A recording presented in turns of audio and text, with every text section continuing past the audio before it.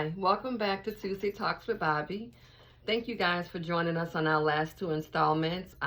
We started out with our first installment with going from grinding to thriving and striving. So I hope you picked up some striving and thriving strategies versus grinding and wearing yourself out. And then last week we talked about the power of a seed and the yes, and I shared with you some of my plant therapy and the power of a little bitty seed and how it can help with the proper nourishment, how it can magnify and multiply with just saying yes and putting it in fertile ground and good soil.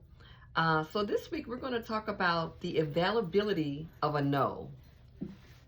I know that sounds a little scary to some people that do not like saying no, but you always have a no available to you when you are answering a question or you are responding to a request, or when someone is um, maybe soliciting you to do something, to buy something, to say something, to participate in something. You always have a firm no available to you. That's always available. It's never, well, oh, it depends on who it is. No is always available. And that's one thing I've learned, um, even with close family and friends, that no is available and should be. And those that you are in personal or business relationships with, a good firm no should be available to you in relationship. So I want to first talk about some of the ways that when we don't have a firm no, what that leads to. So the first we all can identify is that it leads to stress. Because if you say yes to too many things, then you're stressed out doing everything you've added to your list that maybe you were never intended to do.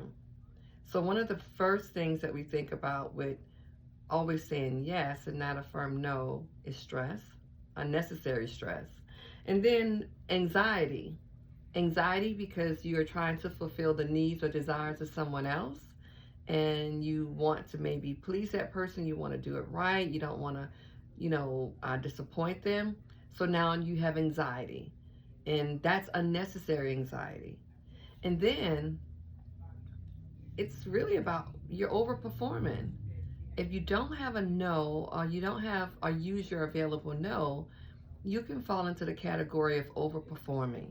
That means you're doing everything for everyone but yourself. So you are like on stage 24/7. You're always in theater. You're never really being your authentic self because you are truly performing to meet everybody else's demands or wishes or requests. So overperforming is a direct result of not using your no that's available to you. But then jumping into that people pleasing, and we all have done it and do it for some in some instances. Some of us do it more than others. Some of us do it out of habit. That's maybe the way we were taught, is to you just please people, just make people happy, don't disappoint. But people pleasing really is a level of pride, not humility.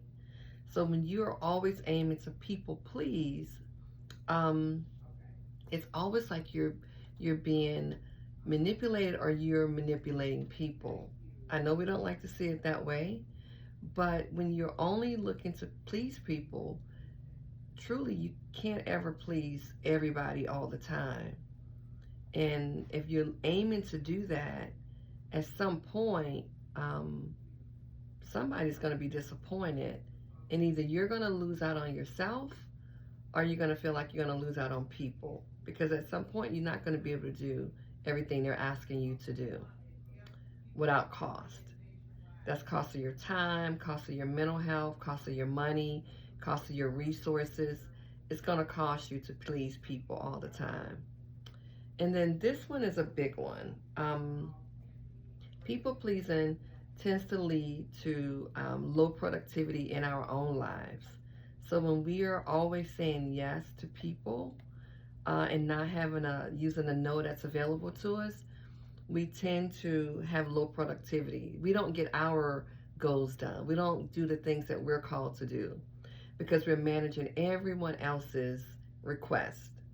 And so we never say yes to our own goals and objectives. We are always saying yes to everyone else's, but we're honestly saying no to our own.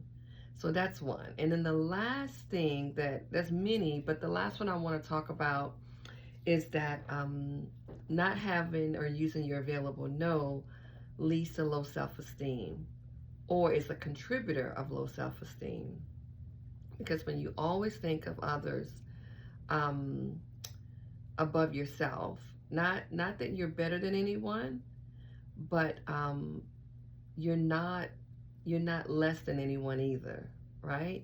So if you're always saying yes and not saying no to people and their requests, then you're devaluing yourself, because you're saying no to your own dreams, your own hopes, your own desires. So think about the repercussions of not using the no that's available to you.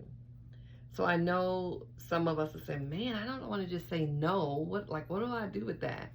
So some ways that you can say no without just like flat out no, because maybe it's not in your personality, so you have to kind of learn and then evolve into it. Maybe something like no, instead of saying no, maybe that's not good for me at this time. That's not good for me. That's the honest, that's true. Or this will not work for me. This plan, this goal, this objective, this whatever, it just won't work for me. Or what about this one? This is not a good time for me to do that. Or this is not a good time for me to be a part of that.